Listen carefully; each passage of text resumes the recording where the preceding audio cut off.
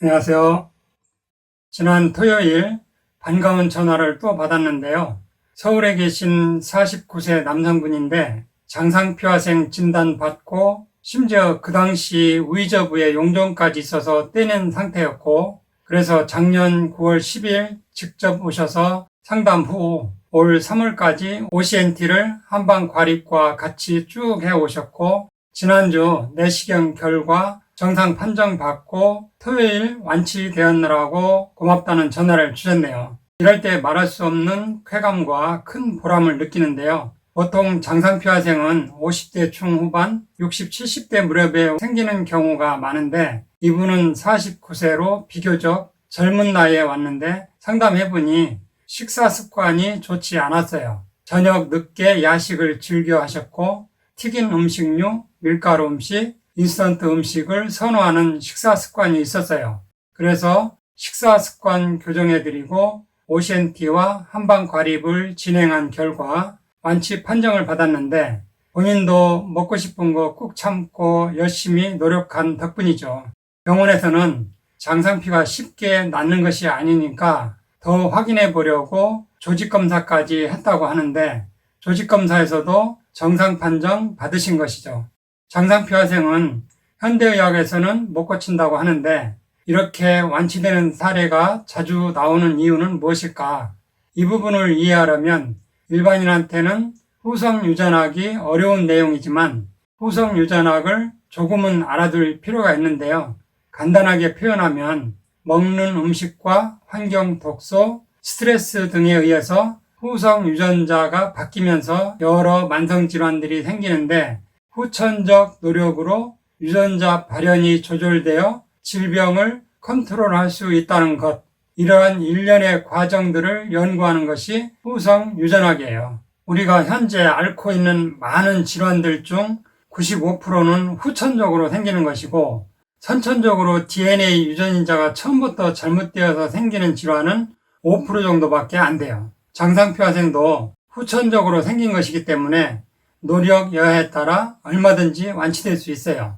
인체는 배아 줄기세포에서 분화하여 만들어진 200종류의 세포로 이루어져 있어요. 그렇기 때문에 200종류의 세포 모두 동일한 유전인자를 갖고 있어요. 심장, 간장, 신장, 위장 등으로 정해진 다음의 후천적인 유전자 발현은 각자의 음식 습관과 환경 요인에 의해 유전자 발현이 다 다르게 조절되고 있어요. 그러니까 우리 대부분이 오장육부를 튼튼하게 타고났어도 살아가는 과정에서 어떤 음식, 어떤 환경에 노출되었느냐에 따라 후천적인 유전자 발현이 달라지면서 어떤 분은 7, 80대까지 건강한 분도 있고, 어떤 분은 40, 50대부터 여러 만성질환을 겪는 사람도 생기게 되는 것이죠. 그 후성적인 유전자 발현의 스위치를 끄고 켜는 물질이 있는데, 그것이 바로 메틸기와 아세틸기예요. 이 메틸기와 아세틸기의 두께와 폭이 0.34 나노미터밖에 안 되고, 이 나노미터인 DNA의 스위치를 조절하기 편하게 아주 작은 형태의 물질인 메틸기와 아세틸기가 이용되고 있어요. 참 간단하면서도 오묘하죠. 이 메틸기가 어떻게 작용하는지 실험 하나 예를 들어 볼게요. 여기 아구티 쥐 그림을 보시면 브라운 계통의 작은 쥐가 날씬하고 건강한 쥐이고, 흰색 계통의 큰 쥐는 비만한 아구티 쥐인데요. 여기 어미 아구티 쥐는 비만하고 당뇨도 있고 임신 상태인데, 한 그룹은 메틸기가 풍부한 음식을 주었더니 날씬하고 건강한 쥐를 많이 낳았고, 다른 그룹은 평범한 일반적인 먹이를 주었더니 어미 아구티 쥐처럼 비만하고 당뇨를 갖고 있는 쥐가 주로 태어났어요.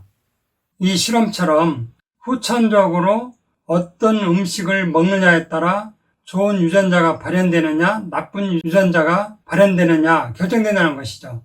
세포 핵을 보면 히스톤이라는 단백질을 DNA 염기가 실타래처럼 감고 있는데, DNA를 실이라고 하면 히스톤은 실패라고 생각하면 돼요. 메틸기는 DNA 시토신 염기에 붙고 아세틸기는 히스톤에 붙어서 유전자 발현을 결정하게 되는데 DNA에 메틸기가 붙으면 유전자 발현이 억제되고 히스톤에 아세틸기가 붙으면 유전자 발현이 촉진되어요. 그러니까 메틸기는 억제하고 아세틸기는 촉진하는데 메틸기가 붙는 메틸레이션이 억제한다고 무조건 좋다, 나쁘다라고 할 수 없어요. 예를 들면 이것이 암이고 이것이 암을 억제하는 유전자고 얘가 메틸기라고 하면 암을 억제하는 유전자에 메틸기가 붙으면 암 억제를 못하게 되니까 암이 생기게 되고 암을 촉진하는 유전자에 메틸기가 붙으면 촉진하지 못하니까 암이 안 생기게 되죠. 또 하나 실험을 보면 어미가 돌보지 않는 생쥐는 스트레스 조절 인자가 메틸레이션 되면서 스트레스에 약해지더라는 것이죠. 결국 먹는 물질적인 것 외에 정신적인 스트레스도 후성 유전자 발현에 영향을 준다는 결론이에요. 그러면 우리 몸에서 아무렇게나 메틸레이션이 일어나느냐? 그건 아니고 좋은 음식과 긍정적인 생각을 하면 내 몸 안에서 스스로 통제하면서 좋은 쪽으로 후성 유전자 스위치가 켜져서 건강한 세포로 바뀌더라는 것이죠. 매일 인상 쓰고 짜증내고 불안해하고 초조하고 근심 걱정하면 후성 유전자가 다 나쁘게 변하고 평화로운 마음과 긍정적이고 적당한 운동과 명상을 하면 후성 유전자가 좋게 빨리 바뀐다는 것입니다.